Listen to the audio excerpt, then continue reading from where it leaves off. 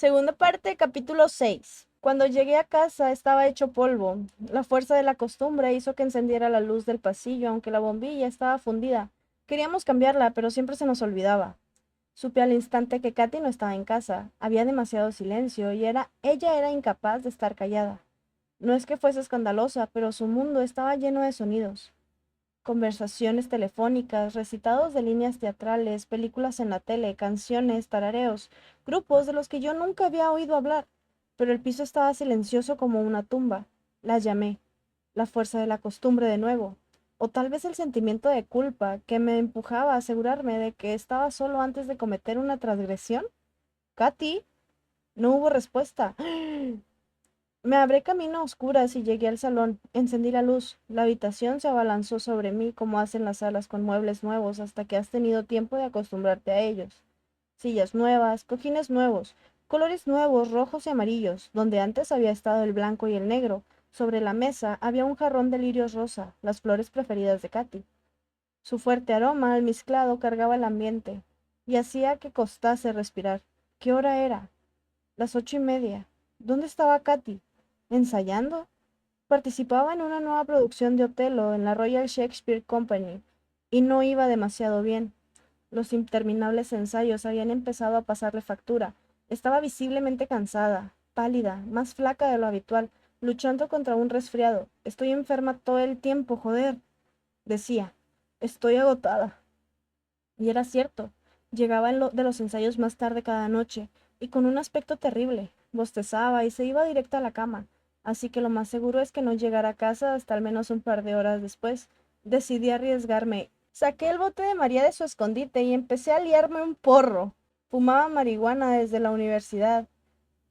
Mi primer encuentro con ella tuvo lugar durante el primer semestre, solo y sin amigos, en una fiesta de estudiantes de primer año, demasiado paralizado por el miedo para iniciar una conversación con ninguno de los jóvenes guapos y seguros que había a mi alrededor. Ya estaba planeando mi huida cuando la chica que tenía al lado me ofreció algo. Pensé que era un cigarrillo hasta que olí el humo negro que ascendía en volutas acres y especiadas. Demasiado tímido para rechazarlo, acepté el porro y me lo llevé a los labios. Estaba maleado y se deshacía. Se desenrollaba por la punta. La boquilla estaba húmeda y manchada de rojo de su pintalabios. Tenía un sabor diferente al de un cigarrillo, más intenso, más puro, más exótico. Me tragué el humo espeso e intenté no toser.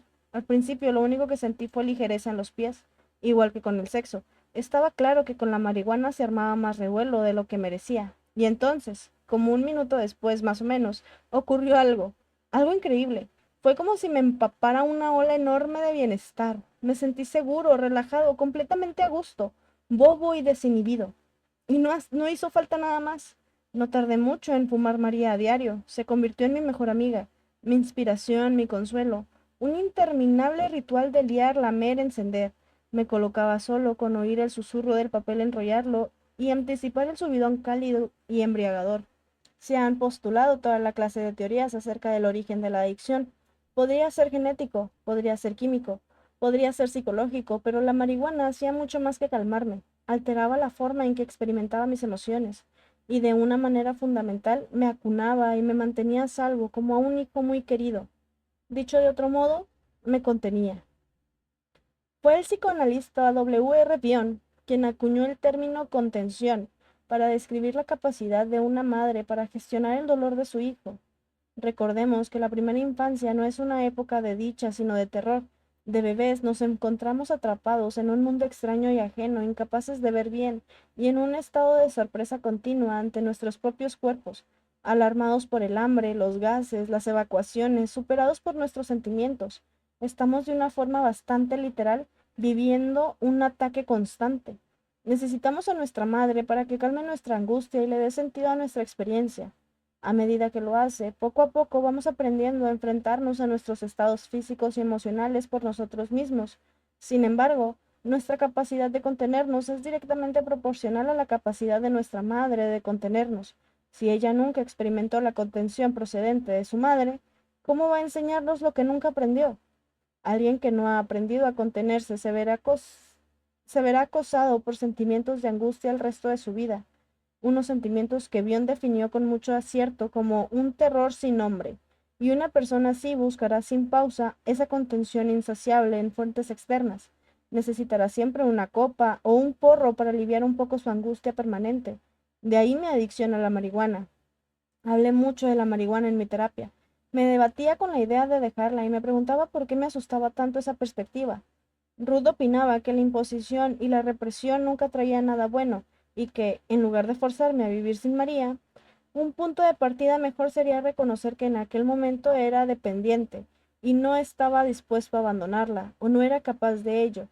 Lo que fuese que la marihuana hacía por mí seguía funcionando, argumentaba Ruth, y aún sería así hasta el día que dejara atrás su utilidad, momento en el que sin duda yo renunciaría a ella con facilidad. Y Ruth tenía razón. Cuando conocí a Katy y me enamoré, la marihuana pasó a un segundo plano. Estaba colocado de amor de forma natural. No necesitaba inducirme artificialmente un estado de ánimo positivo. También ayudó que Katy no la fumara. Los porreros, en su opinión, eran unos vagos sin fuerza de voluntad que vivían a cámara lenta. Les pinchaba si no gritaban ¡ay! Hasta 6 días después. Dejé de fumar hierba el día que Katy se vino a vivir a mi piso, y tal como había predicho Ruth, en cuanto me sentí seguro y feliz, me desprendí del hábito que vas con bastante naturalidad, como si fuera un poco de barro seco pegado en una bota. Puede que nunca hubiera vuelto a fumar si no hubiésemos ido a la fiesta de despedida de una amiga de Katy, Nicole, que se marchaba a vivir a Nueva York. Katy estuvo todo el tiempo acaparada por sus amigos actores, así que me encontré solo. Un hombre bajo y grueso que llevaba un par de gafas rosa neón me dio un codazo. ¿Quieres? Me ofreció tendiéndome un porro. Estaba a punto de rechazarlo cuando algo me detuvo. No estoy seguro de qué fue, un capricho pasajero, o un ataque inconsciente contra Katy por haberme obligado a ir a esa fiesta espantosa y luego dejarme tirado. Miré alrededor y no la vi por ninguna parte. A la mierda, pensé. Me llevé el porro a los labios y le di una calada. Y así, sin más, volví a estar igual que al principio, como si no hubiese habido interrupción. Mi adicción me había esperado con paciencia todo este tiempo, igual que un perro fiel. No le dije a Katy lo que había hecho y me lo quité de la cabeza, pero en realidad solo estaba esperando una oportunidad. Y se presentó 6 semanas después. Katy se marchó a Nueva York una semana, a visitar a Nicole. Sin su influencia, solo y aburrido, me rendí a la tentación. Ya no tenía camello, así que hice lo mismo que cuando era estudiante. Me dirigí al mercado de Camden Town. Al salir de la estación, ya olí la marihuana en el aire, mezclada con el aroma a incienso, y a los puestos de comida donde freían cebolla. Caminé hasta el puente que hay junto a Camden Lock. Me quedé allí de pie, incómodo, recibiendo empujones y codazos por parte de una corriente incesante de turistas y adolescentes que cruzaban en ambas direcciones con paso fatigado. Busqué entre la multitud. No había rastro de los camellos que solían flanquear el puente y te llamaban al pasar. Vi a un par de agentes de policía inconfundibles con sus chalecos amarillo brillante patrullando entre el gentío. Se alejaron del puente hacia la estación y entonces oí una pregunta en voz baja a mi lado. ¿Un poco de hierba, tío? Bajé la mirada y me encontré con un tipo pequeño. Al principio pensé que era un chaval, de lo menudo y delgado que era, pero su rostro parecía el mapa de carreteras de un terreno escarpado y surcado de vetas como un niño avejentado prematuramente. Le faltaban los dos incisivos, lo que hacía que sus palabras sonaran sibilantes. Sibilantes. Hierba, repitió. Asentí. Me hizo un gesto brusco con la cabeza para indicarme que lo siguiera. Se coló entre la gente y dobló la esquina para enfilar una calle lateral. Entró en un viejo pub y yo lo seguí. Dentro no había un alma, era un estilo lúgubre y destartalado que apestaba a vómito y a humo rancio de tabaco. Invítame una cerveza, dijo tras parar junto a la barra. Apenas alcanzaba a mirar por encima de ella. Le pagué media pinta a regañadientes, y él se la llevó a una mesa de un rincón. Me senté. Él miró alrededor con disimulo, luego buscó algo debajo de la mesa y me pasó un paquetito envuelto en celofán. Le pagué en metálico. Volví a casa y abrí el paquete medio esperando que me hubiera timado, pero enseguida me llegó a la nariz el conocido olor penetrante de la María. Vi los pequeños capullos verdes veteados de oro. El corazón se me aceleró como si hubiera encontrado con un amigo al que no veía desde hacía mucho. Y así era, supongo. A partir de ese día empecé a colocarme de vez en cuando, siempre que me encontraba solo en el piso durante unas horas, cuando estaba seguro de que Katy tardaría aún en volver. Y esa noche, al llegar a casa, cansado y frustrado, y ver que Katy estaba en un ensayo, enseguida me lié un porro. Me lo fumé en la ventana del baño, pero inhalé demasiado, y demasiado deprisa. Me pegó fuerte, como un puñetazo entre los ojos. Estaba tan ido que hasta caminar se me hacía difícil, como si avanzase por una piscina de melaza. Luego llevé a cabo mi acostumbrado ritual de higienización: rociar ambientador, cepillarme los dientes, darme una ducha, y maniobré con cuidado para llegar a la sala de estar, donde me hundí en el sofá. Busqué el mando a distancia de la tele, pero me costó encontrarlo. Solo al cabo de un rato lo vi en la mesa de café, asomado detrás del portátil abierto de Katy. Intenté alcanzarlo, pero iba tan mal que acabé tirando el ordenador al suelo. Lo puse de nuevo en su sitio y la pantalla volvió a la vida. El correo electrónico estaba abierto, y por algún motivo no pude evitar mirarlo. Me quedé petrificado. Su bandeja de entrada me devolvió la mirada fijamente, como un enorme agujero. No podía apartar los ojos. Antes de que supiera lo que estaba leyendo, toda clase de cosas saltaron a mi encuentro. Palabras como sexy y follar en los asuntos de los mensajes, y muchos correos de Bad Boy 22. Ojalá me hubiera detenido ahí. Ojalá me hubiera levantado y me hubiera ido, pero no. Hice clic en el mensaje más reciente y lo abrí. Asunto, respuesta: señorita Fóllame, de Caterama-1, para Bad Boy 22. Estoy en el autobús. Me has puesto muy cachonda. Ya te vuelo encima de mí. Me siento como una puta. KXX. Enviado desde mi iPhone. Asunto respuesta. Señorita Fóllame, de Bad Boy 22, para Caterama-1. Porque eres una puta. Ja. ¿Nos vemos? Después del ensayo. Asunto, respuesta. Señorita Fóllame, de Caterama 1, para Bad Boy 22. Vale, 8:30, 9. Enviado desde mi iPhone. Asunto, respuesta. Señorita Fóllame, de Bad Boy 22, para Caterama-1. Vale, a ver a qué hora puedo escaparme. Te envío un mensaje. Levanté el portátil de la mesa y me senté con él en el regazo sin dejar de mirarlo. No sé cuánto tiempo estuve ahí sentado. 10 minutos, 20, media hora, puede que más. El tiempo parecía haberse ralentizado a paso de tortuga. Intenté procesar lo que acababa de ver, pero seguía tan fumado que no estaba seguro de qué era lo que había visto en realidad. Porque, ¿era real? ¿O alguna clase de malentendido, una broma que no pillaba porque iba colocadísimo? Me obligué a leer otro correo y otro más. Acabé revisando todos los mensajes de Katy para Bad Boy 22. Algunos eran sexuales, incluso obscenos. Otros eran más largos, con revelaciones íntimas, emocionales, y parecía haberlos escrito borracha. A lo mejor los había redactado a altas horas de la noche, después de que yo me hubiera acostado. Me imaginé a mí mismo en la cama dormido, mientras Katy estaba ahí fuera, escribiendo mensajes íntimos a este desconocido, ese desconocido al que se estaba follando. El tiempo recuperó su ritmo normal con una sacudida. De repente ya no estaba colocado, estaba terrible y dolorosamente sobrio. Sentí un dolor desgarrador en el estómago y lancé un portátil al lado. Corrí al baño, caí de rodillas delante de la taza del váter y vomité. Capítulo 7. Hoy la sensación es muy diferente a la última vez, comenté. Ninguna respuesta. Alicia estaba sentada en una silla delante de mí, con la cabeza algo vuelta hacia la ventana. Permanecía inmóvil, con la espalda rígida y recta. Parecía una chelista o un soldado.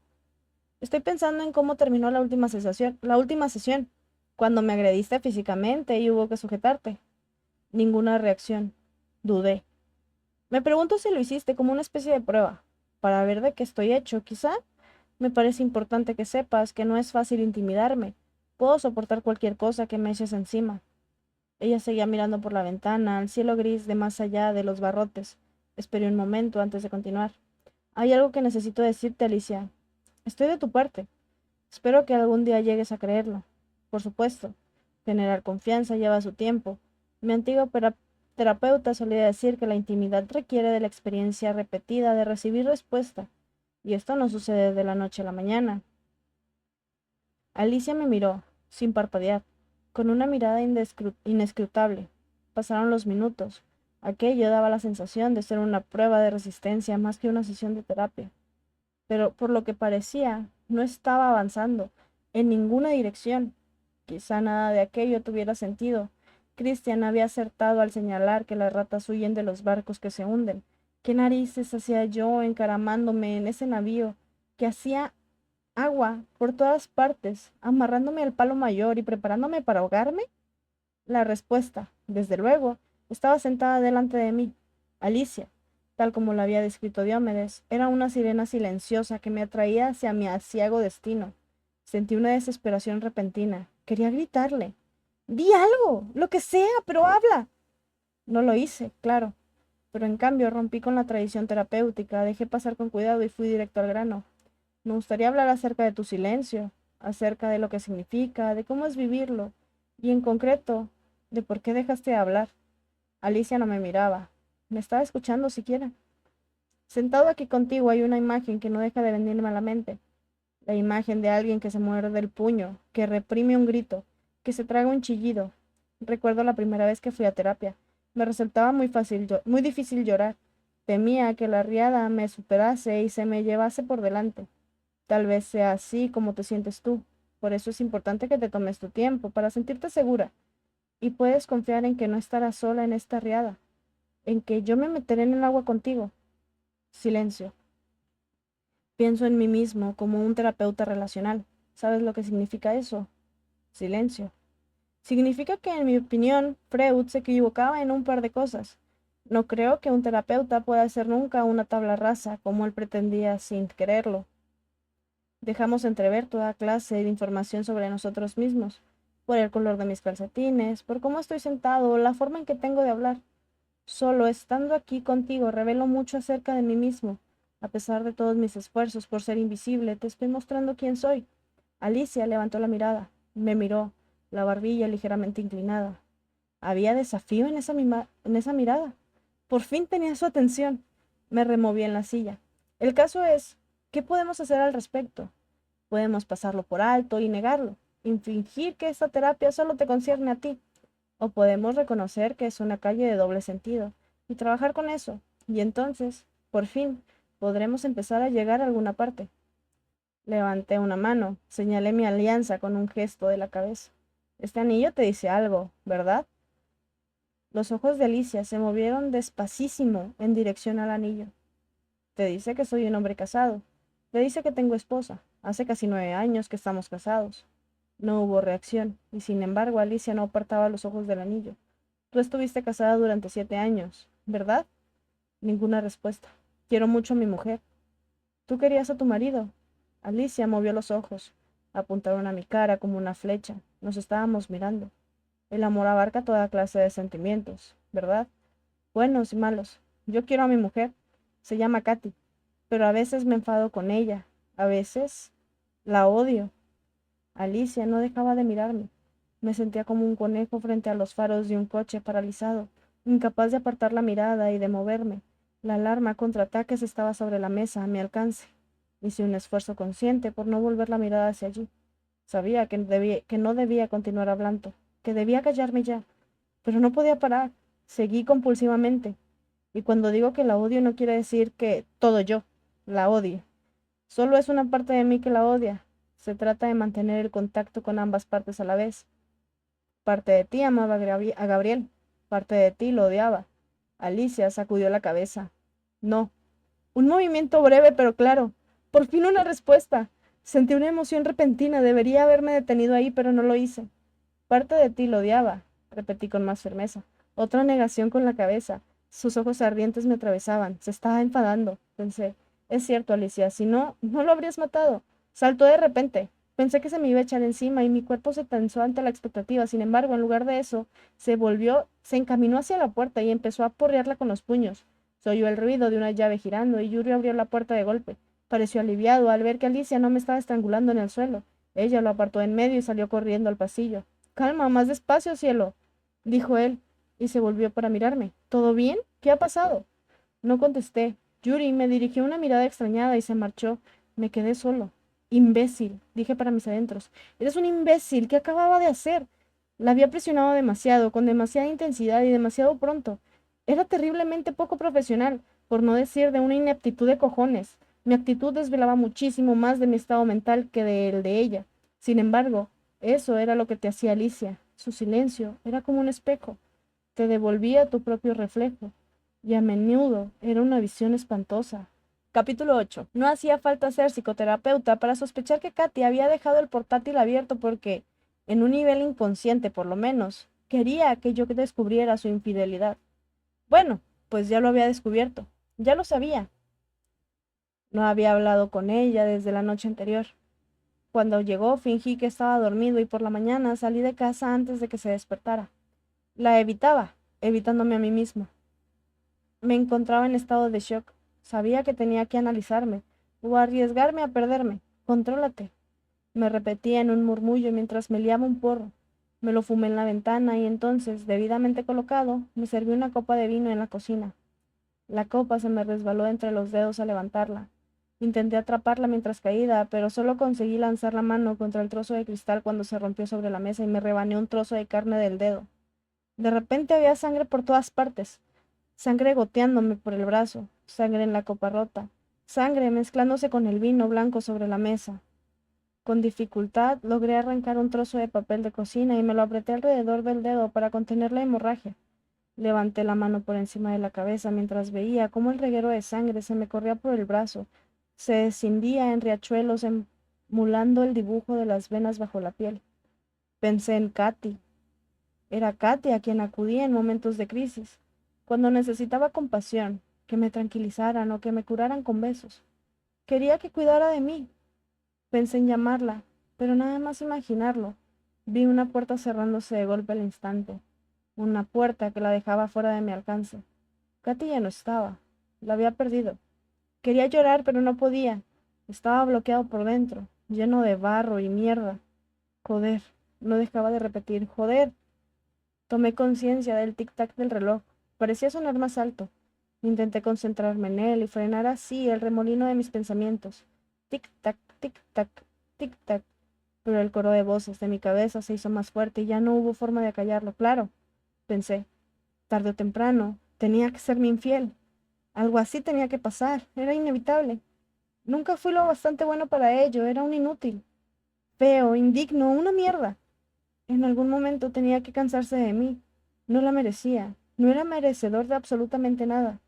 Y así seguía y seguía, un terrible pensamiento tras otro que me golpeaban como puños. Qué poco la conocía. Esos correos electrónicos demostraban que había estado viviendo con una desconocida. De pronto veía la verdad. Katy no me había salvado. Era incapaz de salvar a nadie. No era una heroína a la que admirar, solo una cría asustada y jodida, una puta mentirosa.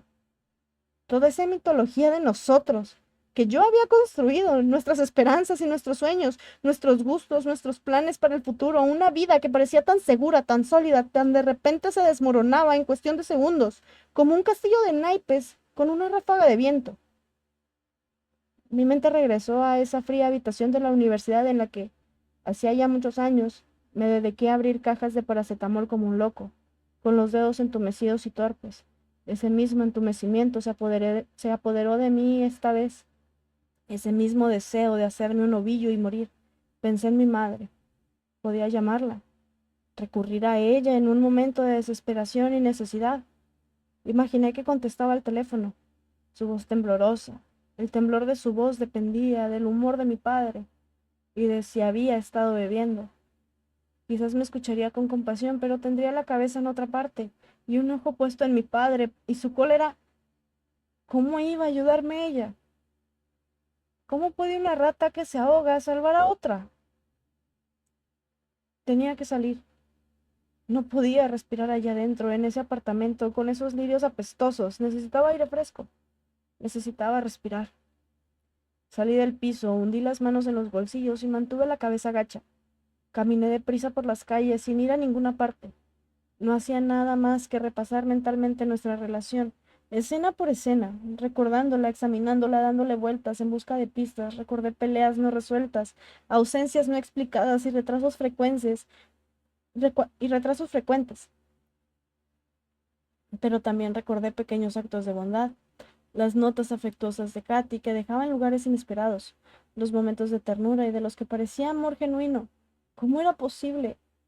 ¿Había estado actuando todo el tiempo? ¿Me había querido alguna vez? Recordé el destello de duda que sentía al conocer a sus amigos. Todos eran actores, estridentes, narcisistas y presumidos. Hablaban sin parar de sí mismos y de personas a quienes yo no conocía. De repente me sentí transportado de vuelta al colegio, merodeando solo por los márgenes del patio, mirando jugar a los demás niños.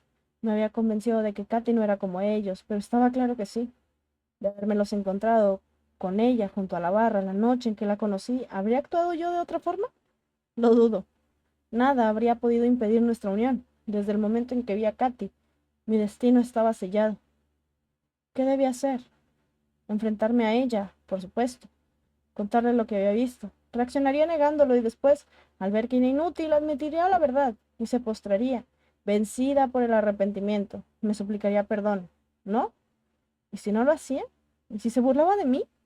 ¿Y si se reía, daba media vuelta y se marchaba? Entonces, ¿qué? De los dos yo era el que tenía más que perder. De eso no cabía duda. Katy sobreviviría. Le gustaba decir que era dura como el acero. Se recompondría, se sacudiría el polvo de encima y se olvidaría por completo de mí. Pero yo no la olvidaría jamás. ¿Cómo iba a olvidarla? Sin Katy regresaría a esa existencia vacía y solitaria que ya había sufrido antes. Nunca volvería a conocer a nadie como ella. Nunca viviría esa misma conexión ni experimentaría esa profundidad de sentimientos por otro ser humano. Era el amor de mi vida. Era mi vida entera. Y no estaba preparado para dejarla marchar. Todavía no. Aunque me hubiese traicionado, seguía queriéndola. Tal vez sí estaba loco después de todo. Una ave solitaria chilló por encima de mi cabeza y me sobresaltó. Me detuve y miré alrededor. Había llegado mucho más lejos de lo que creía. No sin cierto sobresalto vi a dónde me habían llevado mis pasos. Había llegado a un par de calles de la puerta de Ruth, sin proponérmelo. Inconscientemente había acudido a mi antigua terapeuta en un momento de dificultad, igual que había hecho tantas otras veces en el pasado. Aquello daba fe de lo atribulado que estaba, que me planteara incluso presentarme en su puerta, llamar al timbre y pedir ayuda. ¿Y por qué no? Pensé de pronto. Si era una conducta poco profesional y nada apropiada, pero estaba desesperado y necesitaba ayuda, así que, antes de darme cuenta, me encontraba frente a la puerta verde de Ruth y vi cómo mi mano se alzaba hasta el timbre y lo pulsaba. Ruth tardó un rato en contestar. Una luz se encendió en el pasillo, luego la puerta se abrió con la cadena echada. Ruth espió por la rendija. La vi mayor, debía de tener ya 80 y tantos años. Estaba más menguada, más frágil de como yo la recordaba, y algo encorvada también. Llevaba puesta una chaqueta gris de punto por encima de un camisón rosa palo. ¿Hola? Dijo con nerviosismo. ¿Quién es? Hola, Ruth, respondí dando un paso hacia la luz. Me reconoció y me miró con sorpresa. ¿Teo? ¿Qué demonios? Sus ojos fueron desde mi cara hasta el vendaje improvisado y torpe que me envolvía el dedo y que estaba manchado de sangre. ¿Estás bien? La verdad es que no. ¿Puedo pasar? Es que necesito hablar contigo. No hubo titubeo alguno por parte de Ruth. Solo una mirada de preocupación asintió con la cabeza. Por supuesto, pasa. Quitó la cadena y abrió la puerta. Entré en su casa. Capítulo 9. Ruth me hizo pasar a la sala de estar. ¿Te apetece una taza de té? La habitación estaba como siempre, como yo la recordaba. La alfombra, los pesados cortinajes, el reloj de plata y su tic-tac en la repisa de la chimenea, el sillón, el sofá azul desvaído. Me sentí más tranquilo al instante. Si te soy sincero, me vendría bien algo más fuerte. Ruth me lanzó una mirada breve y penetrante, pero no hizo ningún comentario. Tampoco se negó, como yo medio esperaba. Sirvió una copa de jerez y me la dio. Me senté. ¿Qué es jerez? ¿Qué es jerez? Sherry, en francés Jerez, hace referencia a una amplia gama de vinos españoles que se crían en las ciudades andaluzas de la provincia de Cádiz, de Jerez, de la frontera, el puerto de Santa María y Sanlúcar de Barrameda, ampliadas en 2022 a los municipios del conjunto. Ok, son vinos. No te quieres todo lo que digas, era al revés. Eh, La fuerza de la costumbre hizo que ocupara mi sitio de siempre de las terapias, en el extremo izquierdo, con un brazo encima del reposabrazos. Noté bajo los dedos la tela ya fina a causa del desgaste, del frotar nervioso de muchos pacientes, yo incluido. Tomé un trago de Jerez. Era cálido, dulce y un poco empalagoso, pero me lo bebí, consciente de que Ruth no dejaba de observarme. Su mirada era descarada, pero no resultaba molesta ni incómoda. En 20 años, Ruth nunca había conseguido hacerme sentir incómodo. No dije nada hasta que me acabé el Jerez y dejé la copa vacía. Qué extraño es estar sentado aquí con una copa en la mano. Sé que no tienes por costumbre ofrecer bebida a los pacientes. Tú ya no eres mi paciente, solo un amigo. Y por la pinta que traes, añadió con delicadeza, ahora mismo necesitas a una amiga. ¿Tan mal aspecto tengo? Pues sí, me temo. Y debe de ser grave o no habrías venido así, sin avisar. Por lo menos no a las 10 de la noche. Tienes razón, me ha parecido que no tenía otra opción. ¿Qué ocurre, Teo? ¿Qué te inquieta? No sé cómo decírtelo, no sé por dónde empezar. ¿Qué te parece por el principio? Asentí, respiré hondo y empecé. Le conté todo lo que había ocurrido, le conté que había vuelto a fumar marihuana y que lo hacía en secreto, y que eso me había llevado a descubrir los correos electrónicos de Katy y su aventura. Hablaba deprisa, sin aliento, como queriendo desahogarme. Me sentía igual que un confesionario. Ruth escuchó sin interrumpirme, hasta que hube terminado. Su expresión era difícil de interpretar. Siento mucho que haya pasado eso, Teo. Sé lo mucho que significa Katy para ti, lo mucho que la quieres. Sí, quiero a... Me detuve, incapaz de decir su nombre. En mi voz se oía un temblor. A Ruth no le pasó por alto y me acercó la caja de pañuelos de papel. Solía enfadarme cuando hacía eso en nuestras sesiones. Le acusaba de intentar hacerme llorar. Normalmente lo conseguía, pero esa noche no. Esa noche mis lágrimas estaban congeladas. Era un depósito de hielo. Ya llevaba una temporada bien Ruth antes de conocer a Katy, y continué con la terapia durante los 3 primeros años de nuestra relación. Recuerdo el consejo que me dio Ruth cuando Katy y yo empezamos a salir. Escoger un amante se parece mucho a escoger un terapeuta. Debemos preguntarnos, ¿se trata de alguien que será honesto conmigo, que escuchará las críticas, admitirá los errores cometidos y nos prometerá imposibles? Y no nos prometerá imposibles. En aquel momento le conté todo eso a Katy, y ella me propuso que hiciéramos un pacto. Juramos no mentirnos nunca, no fingir nunca, ser siempre sinceros. ¿Qué ha pasado? Pregunté. ¿Qué ha salido mal? Ruth dudó antes de hablar. Lo que dijo me sorprendió. Sospecho que ya conoces la respuesta a eso.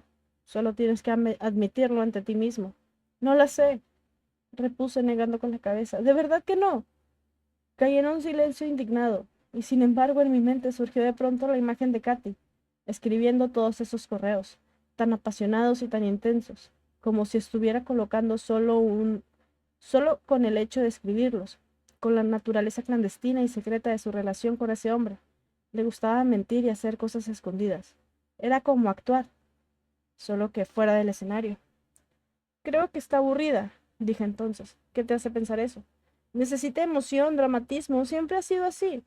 Se ha estado quejando desde hace un tiempo. Supongo que ya nunca nos divertimos, de que yo siempre estoy estresado, de que el trabajo demasiado. Hace poco discutimos por eso, no dejaba de usar la expresión fuegos artificiales. ¿Fuegos artificiales? Porque ya no los hay, entre nosotros. Ah, entiendo. Ruth asintió. Ya hemos hablado de eso antes, ¿verdad? De los fuegos artificiales, del amor, de que a menudo confundimos el amor con los fuegos artificiales, con dramatismo y disfunción, pero el amor de verdad es muy tranquilo, muy callado, es aburrido. Si se contempla desde la perspectiva del dramatismo exacerbado, el amor es profundo y calmado, y constante. Imagino que si le das amor a Katy, en el sentido auténtico de la palabra, que ella sea o no capaz de dártelo a ti es otra cuestión. Miré la caja de pañuelos de papel que había en la mesa ante mí. No me gustaba por dónde iba Ruth. Intenté desviarla. Hay errores por ambas partes. Yo también le he mentido con lo de la María. Ruth sonrió con tristeza. No sé si una traición sexual y emocional continuada con otro ser humano está al mismo nivel que colocarse un poco de vez en cuando.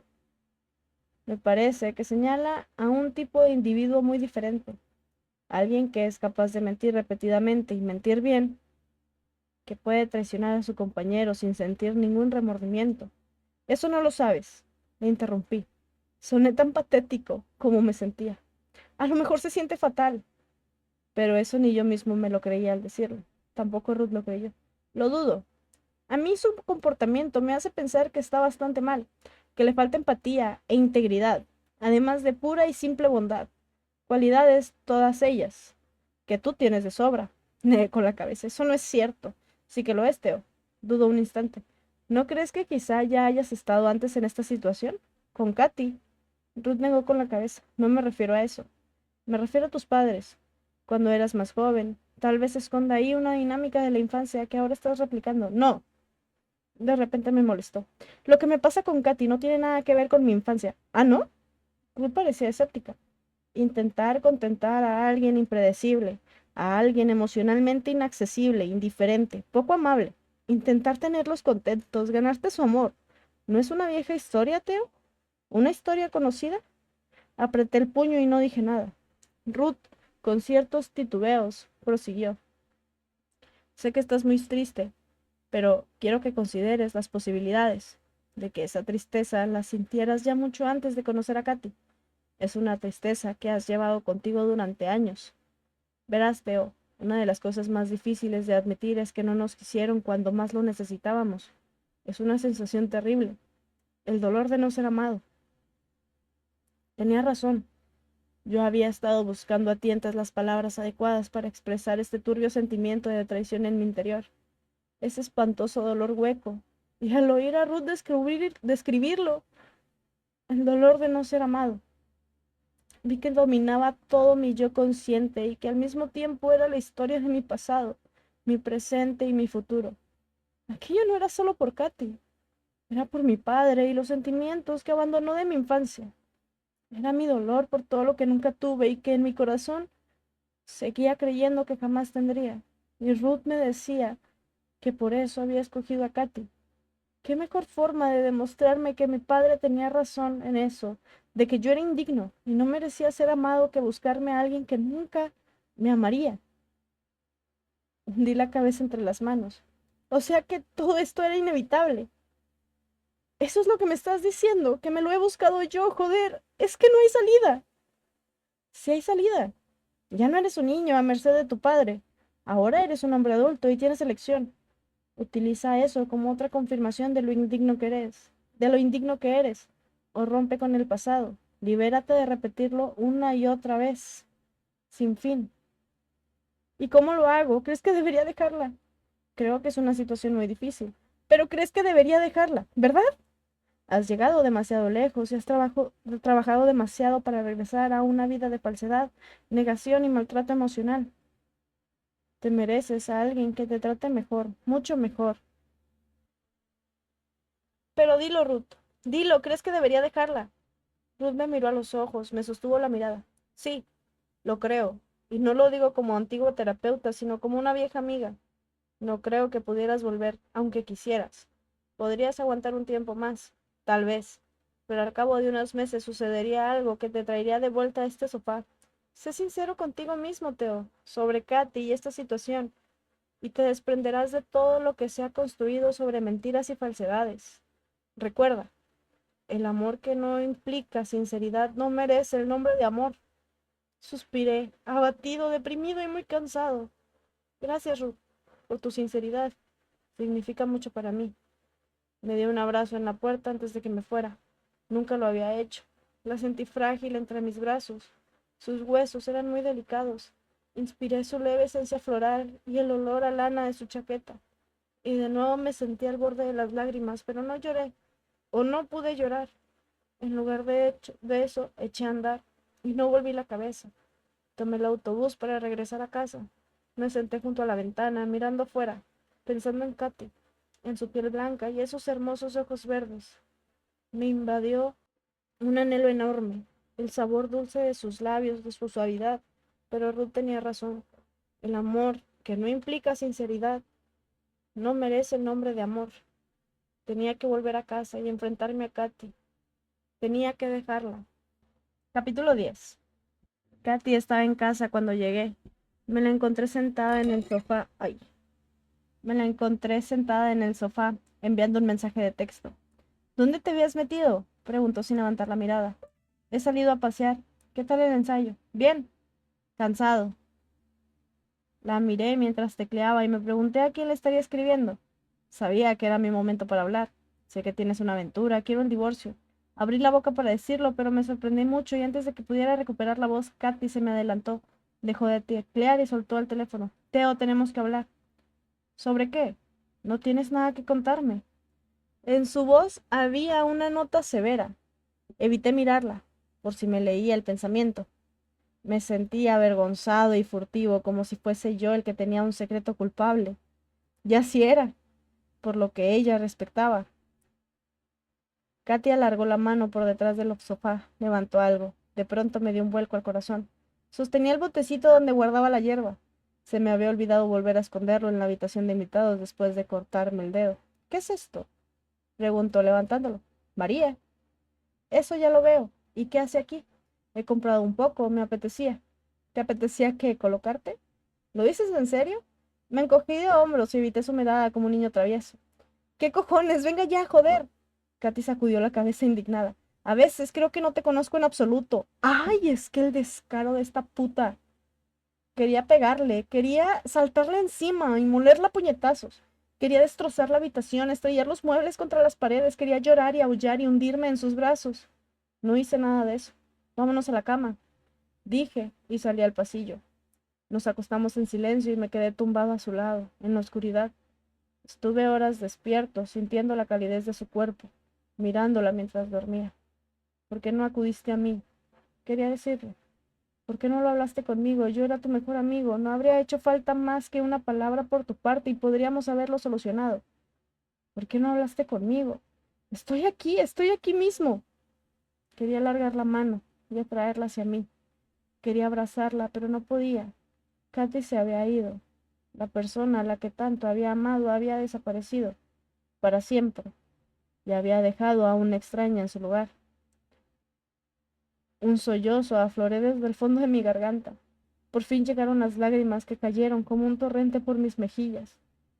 En silencio, a oscuras, lloré. La mañana siguiente nos levantamos y cumplimos con el ritual de siempre. Ella se metió en el baño mientras yo hacía café. Le serví una taza cuando entró a la cocina. Anoche hacías ruidos raros, dijo. Hablabas dormido. ¿Qué decía? No lo sé, nada, no tenía sentido. Seguramente porque estabas colocadísimo. Me soltó una mirada mordaz y consultó el reloj. Tengo que irme, voy a llegar tarde. Katy se acabó el café y dejó la taza en el fregadero. Me dio un beso rápido en la mejilla. El contacto de sus labios casi hizo que me estremeciera. Cuando se fue me metí a la ducha y subí la temperatura casi hasta escaldarme. El agua caliente me daba latigazos en la cara, mientras yo lloraba. Abrazaba mis lágrimas infantiles y dolorosas. Al secarme después vi de reojo mi imagen en el espejo. Me sobresalté. Estaba ceniciento, encogido, había envejecido 30 años en una noche. Se me veía viejo, exhausto. Mi juventud se había evaporado. En ese mismo instante tomé una decisión. Dejar a Katy. Sería como permitir que me arrancasen una extremidad. No estaba preparado para mutilarme así y punto. No me importaba lo que dijera Ruth. Ruth no era infalible. Katy no era mi padre y yo no estaba condenado a repetir el pasado. Podía cambiar el futuro. Katy y yo habíamos sido felices antes, podíamos volver a hacerlo. Quizá un día me lo confesara todo, me lo contaría y yo la perdonaría, lo superaríamos. No pensaba dejar que se fuera. En lugar de eso me quedaría callado. Fingiría que nunca había visto esos correos electrónicos y de alguna manera lo olvidaría, lo enterraría. No tenía más elección que seguir adelante. Me negaba a rendirme ante la situación, me negaba a tener una crisis y desmoronarme. A fin de cuentas, no solo era responsable de mí mismo. ¿Acaso no tenía pacientes a mi cuidado? Ciertas personas dependían de mí, no podía abandonarlas. Capítulo 11. Estoy buscando a Elif. ¿Tienes idea de dónde puedo encontrarla? Yuri me miró con curiosidad. ¿La buscas para algo en concreto? Solo para saludarla un momento. Quiero conocer a todas las pacientes, decirles quién soy, que sepan que estoy aquí. Yuri parecía dubitativo. Vale, bueno, no te lo tomes como algo personal, si no se muestra muy receptiva. Miró al reloj de la pared. Son y media pasadas. Esas. Así que acabará de salir de terapia artística. Probablemente la encontrarás en la sala de recreo. Gracias. El área de recreo era una gran sala circular, equipada con sofás destartalados, mesitas bajas, una librería llena de libros destrozados que nadie quería leer. Olía a té rancio y al humo de cigarrillo que impregnaba el mobiliario. Un par de pacientes jugaban en el backgammon en un rincón. Elif estaba sola en la mesa de billar. Me acerqué con una sonrisa. Hola, Elif. Levantó la mirada con ojos asustados y recelosos. ¿Qué? No te preocupes, no pasa nada, solo quería hablar contigo un momento. No eres mi médico, ya tengo uno. No soy médico, soy psicoterapeuta. Elif refunfuñó con desdén. De eso también tengo una. Sonreí secretamente aliviado porque fuera paciente de Indira, y no mía. De cerca, Elif resultaba más intimidante aún. No era solo por su enorme tamaño, sino también por la ira que llevaba grabada en la cara, un ceño permanente y unos ojos negros y rabiosos. Ojos a todas luces desequilibrados. Apestaba a sudor y a esos cigarrillos de liar que fumaba siempre, que le habían dejado las puntas de los dedos manchadas de negro y las uñas y los dientes de un amarillo oscuro. Solo quería hacerte un par de preguntas, si te parece bien, sobre Alicia. Elif arrugó la frente, dejó el taco en la mesa con un golpe y empezó a colocar las bolas para la siguiente partida. Entonces se detuvo y se quedó allí de pie, con aspecto distraído, callada. ¿Elif? No respondía. Por su expresión comprendí lo que estaba ocurriendo. Oyes voces, Elif. Una mirada recelosa se encogió de hombros. ¿Qué te dicen? Que no eres legal. Me dicen que vaya con cuidado. Comprendo. Es cierto, no me conoces, así que es sensato que no confíes en mí. Todavía no. Quizá con el tiempo eso cambie. La forma en que Elif me miró parecía decir que lo dudaba. Asentí en dirección a la mesa de billar. ¿Te apetece una partida? Pues no. ¿Por qué no? Volvió a encogerse de hombros. El otro taco está roto y todavía no lo han cambiado. Pero puedo compartir el taco contigo, ¿no? El taco descansaba en la mesa. Fui a tocarlo y ella lo agarró para alejarlo de mí. Este taco es mío, joder, búscate otro. Retrocedí, inquieto ante la ferocidad de su reacción. El lift tiró con una fuerza considerable. Estuve viéndola jugar un rato, luego volví a intentarlo. Me preguntaba si podrías contarme algo sobre lo que ocurrió cuando internaron a Alicia en Tegrov. ¿Lo recuerdas? Elif negó con la cabeza. He leído en su expediente que tuvieron un altercado en el comedor. Fuiste tú la víctima del ataque. Ah, eso. Sí, sí. Intentó matarme. ¿A que sí? Intentó rajarme la puta garganta. Según las notas que se entregaron, una enfermera te vio susurrarle algo a Alicia antes de que te atacara. Me preguntaba qué le dijiste. No. Elif negó con la cabeza furiosa. Yo no le dije nada. No insinúo que la provocaras. Solo tengo curiosidad. ¿Qué fue? Le pregunté una cosa, joder, ¿y qué? ¿Qué le preguntaste? Le pregunté si él se lo merecía. ¿Quién? Él, su hombre. Él sonrió, aunque en realidad no fue una sonrisa, sino más bien una mueca deforme. ¿Quieres decir su marido? Dudé. No estaba seguro de haberlo entendido bien. Le preguntaste a Alicia si su marido se merecía que lo matara. Elif asintió y tiró con el taco. También le pregunté qué pinta tenía cuando le disparó y le reventó el cráneo y se le desparramaron los sesos. Rió. Sentí un repentino aflujo de asco, parecida a los sentimientos que imagino que Elif provocó en Alicia. Elif te hacía sentir repulsión y odio. Esa era su patología. Así era como la había hecho sentir su madre, cuando era muy pequeña, odiosa y repulsiva, de manera que Elif te provocaba inconscientemente para que la odiases, y casi siempre lo conseguía. ¿Y cómo están las cosas ahora? Pregunté. ¿Alicia y tú se llevan bien? Uy, sí, tío, estamos muy unidas, es mi mejor amiga. Volvió a reír antes de que pudiera contestarle nada. El móvil empezó a vibrarme en el bolsillo. Miré quién era. No reconocí el número. Tengo que contestar. Gracias, me has ayudado mucho. Elif masculló algo inintengible y siguió con su partida. Salí al pasillo y contesté la llamada. ¿Sí? Theo Faber, yo mismo, ¿con quién hablo? Soy Max Berenson, quería hablar conmigo. Ah, sí. Hola, gracias por llamar. Me preguntaba si podríamos tener una conversación sobre Alicia. ¿Por qué? ¿Ha ocurrido algo? ¿Hay algún problema? No, bueno, no exactamente. La estoy tratando y querría hacerle unas preguntas sobre ella. Cuando le vaya bien. Y no podríamos hacerlo por teléfono, estoy bastante ocupado. Preferiría hablar en persona si es posible. Max Berenson suspiró y masculló algo apartándose del teléfono y dirigiéndose a otra persona y después, mañana por la tarde, a las 7 en mi despacho. Estaba a punto de preguntarle por la dirección, pero me colgó el teléfono